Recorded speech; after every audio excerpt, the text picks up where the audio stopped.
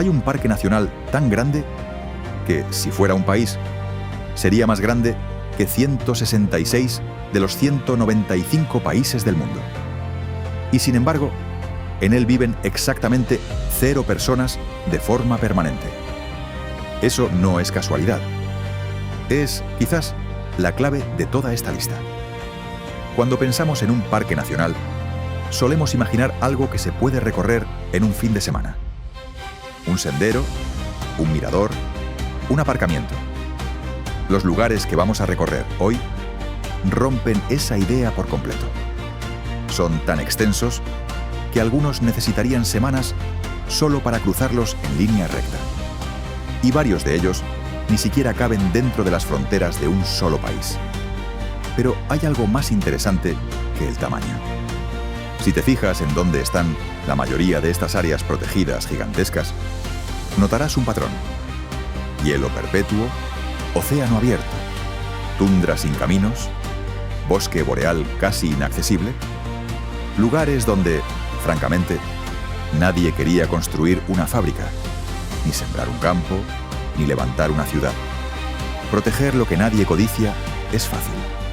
Firmas un papel y ya está. La pregunta de verdad, la que vamos a intentar responder hoy, mientras recorremos las 7 áreas protegidas más grandes del planeta, es qué pasa cuando la tierra que hay que proteger sí vale algo. Petróleo, marfil, madera, pesca, tierra cultivable. Ahí es donde proteger deja de ser gratis.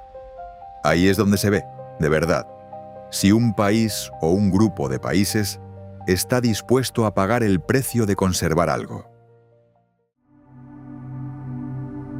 En 2016, 24 países y la Unión Europea firmaron, después de 5 años de negociaciones y varios vetos consecutivos de Rusia, la creación del área marina protegida más grande del planeta, el Mar de Ross, frente a la costa antártica. Según cómo se mida, incluyendo o no las zonas de investigación con pesca limitada, su extensión ronda entre 1,55 y 2 millones de kilómetros cuadrados. Más grande que Francia, Alemania, Italia y el Reino Unido juntos. El Mar de Ross alberga cerca del 30% de todos los pingüinos Adelia del planeta, 1/4 de todos los pingüinos emperador y la mitad de las focas de Weddell del Pacífico Sur. Científicos como David Ainley, que llevaba 14 años pidiendo esta protección antes de conseguirla, lo describen como el último océano, el ecosistema marino menos alterado que queda en la Tierra. Y aquí está el primer dato incómodo de esta lista. Proteger el Mar de Ross no le costó prácticamente nada a nadie. Ningún pescador comercial vivía de esas aguas antes del acuerdo, salvo una pesca muy limitada de merluza negra. Ninguna empresa petrolera tenía plataformas allí. El acuerdo incluye, incluso, una cláusula de caducidad a 35 años. Algo que muchos conservacionistas critican, porque una protección temporal no es realmente una protección.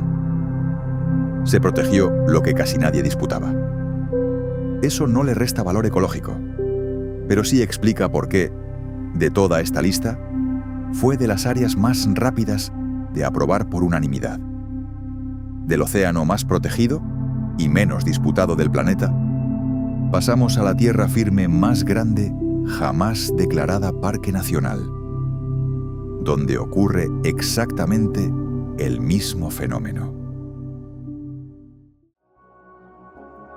El Parque Nacional Terrestre más grande del mundo cubre 972.000 kilómetros cuadrados del interior y la costa nororiental de Groenlandia. Es más grande que Francia y España juntas. Más grande que 166 de los 195 países del mundo. Y más de 100 veces más grande que el Parque Nacional de Yellowstone, en Estados Unidos. Fue creado en 1974 y ampliado en 1988 a su tamaño actual. Alrededor del 80% de su superficie está permanentemente cubierta por el casquete glaciar de Groenlandia, la segunda masa de hielo más grande del planeta después de la Antártida. No hay carreteras, ni puertos, ni un solo aeropuerto comercial dentro de sus límites. La única forma de acceder es en barco o avioneta, y solo con permiso previo del gobierno groenlandés. A pesar de su tamaño descomunal, el censo de población permanente del parque es, oficialmente, 0. Solo lo patrullan unas 40 personas repartidas en estaciones de investigación y militares, incluida la patrulla Sirius, una unidad de élite del ejército danés que recorre el parque en trineos tirados por perros durante misiones de hasta 26 meses seguidos. Aquí, el patrón se repite.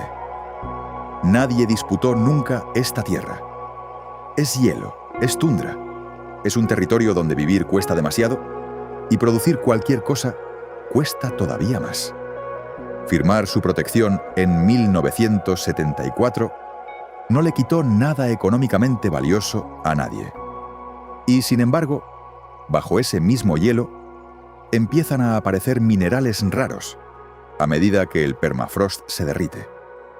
La verdadera prueba de esta protección, según reconocen los propios informes que la vigilan, todavía está por llegar. De la mayor reserva terrestre helada del planeta, bajamos hasta un rincón boscoso de Canadá, donde la protección, por primera vez en esta lista, empieza a rozar un interés económico real. Wood Buffalo, a caballo entre Alberta y los territorios del noroeste, es el parque nacional más grande de Canadá. Su superficie es comparable a la de Suiza entera.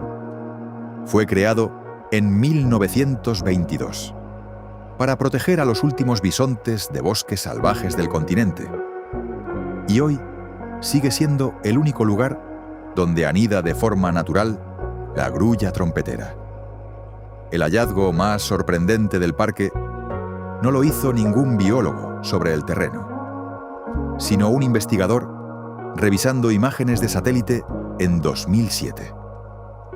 Encontró una represa de castores de unos 850 metros de longitud, la más grande jamás documentada en el planeta, visible directamente desde el espacio, construida sin ninguna intervención humana durante varias décadas. Hasta hoy, solo una persona ha llegado a pie hasta ella. Pero aquí, por fin, la protección empieza a costar algo de verdad. Wood Buffalo está a las puertas de las arenas bituminosas de Athabasca, una de las mayores reservas de petróleo del planeta. La UNESCO ha investigado en 2 ocasiones, a petición de la nación Mikiseukri, si el desarrollo petrolero río arriba y la construcción de presas hidroeléctricas están alterando el delta del parque lo suficiente como para declararlo oficialmente en peligro. El parque lleva sufriendo la peor sequía de su historia, agravada por la desviación de agua para industria y por presas construidas río arriba. Aquí, proteger no es gratis. Significa dejar sobre la mesa una de las riquezas petroleras más grandes del mundo. O al menos, limitar cuánto se puede extraer cerca de sus fronteras. De un parque que empieza a rozar el conflicto real, pasamos a una zona protegida hecha, literalmente, de un recurso que 5 países explotan a diario: sus propios animales. En 2011, 5 gobiernos africanos, Angola, Botsuana, Namibia, Zambia y Zimbabue, firmaron un tratado poco habitual: unir sus áreas protegidas fronterizas en una sola región de conservación transfronteriza. El resultado, con unos 520.000 kilómetros cuadrados, una superficie mayor que España entera, es la mayor zona de conservación transfronteriza del planeta. Dentro de sus límites conviven 36 áreas protegidas, incluidos el delta del Okavango y las cataratas Victoria. Por sus llanuras se mueve la mayor población de elefantes de sabana del mundo, unos 228.000 ejemplares, más de la mitad de todos los elefantes de sabana africanos que quedan, además de una cuarta parte de los perros salvajes africanos y cerca de una quinta parte de los leones del continente. Esta es, de toda la lista, la primera protección que le cuesta algo real a gente real. Dentro de caza viven unos 3 millones de personas. Agricultores, pastores, comunidades que comparten literalmente el mismo terreno con manadas de elefantes capaces de arrasar una cosecha entera en una noche. A diferencia del hielo de Groenlandia o el fondo del Mar de Ross, esta tierra sí es disputada por caza furtiva, por conflicto entre fauna y humanos, por la tentación constante de convertir sabana en campo de cultivo. Que estos 5 gobiernos hayan elegido, pese a todo, mantener la tierra abierta a la migración animal en vez de cercarla, es la decisión de conservación más cara, en el sentido más literal, de toda esta lista. De una alianza de 5 países que arriesgan cosechas por elefantes, pasamos a la mayor área protegida marina que sí genera dinero real. Y por eso mismo está en peligro real. La Gran Barrera de Coral, frente a la costa nororiental de Australia, es una de las áreas protegidas marinas más grandes del planeta. Unos 344.000 kilómetros cuadrados de arrecife, declarados parque en 1975. Es la única estructura viva del planeta visible desde el espacio, con casi 3.000 arrecifes individuales y 900 islas. A diferencia del Mar de Ross, aquí la protección sí compite con dinero de verdad. El turismo asociado al arrecife mueve miles de millones de dólares al año para la economía australiana.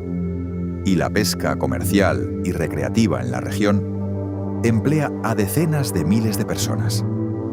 Proteger la Gran Barrera ha significado, durante décadas, restringir dónde se puede pescar, dónde puede fondear un barco, e incluso limitar el desarrollo industrial y portuario en la costa cercana, en un país donde la minería y la exportación de carbón son motores económicos centrales. Y, aun con toda esa protección legal, el arrecife se está muriendo. Desde 2016 ha sufrido varios episodios masivos de blanqueamiento coralino por el aumento de la temperatura del océano, y ya ha perdido más de la mitad de su cobertura de coral vivo. Es la prueba más dura de esta lista. Se puede declarar un área protegida.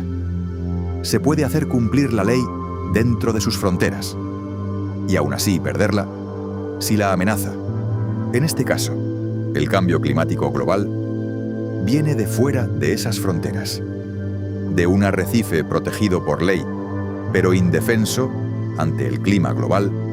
Volvemos a tierra firme, a un parque estadounidense que esconde, bajo sus glaciares, otro recurso muy codiciado. En el sureste de Alaska, el Parque Nacional Wrangell-St. Elias es el más grande de todo el sistema de parques nacionales de Estados Unidos. Sus 5,3 millones de hectáreas equivalen juntas a los parques de Yellowstone, Yosemite y todo el país de Suiza combinados.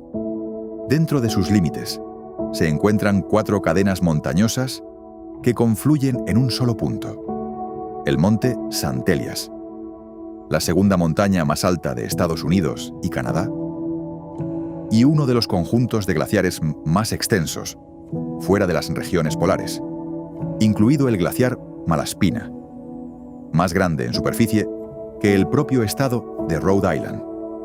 La región lleva más de un siglo atrayendo interés minero. Cobre, oro y otros minerales se extrajeron en la zona antes de que se declarara Parque Nacional en 1980. Y todavía existen reclamaciones mineras privadas activas dentro de sus límites, protegidas por acuerdos legales anteriores a la creación del parque. Aquí la protección no eliminó por completo el interés económico. Lo contuvo, lo limitó, lo convivió con él a regañadientes. El parque no tiene carreteras pavimentadas en su interior.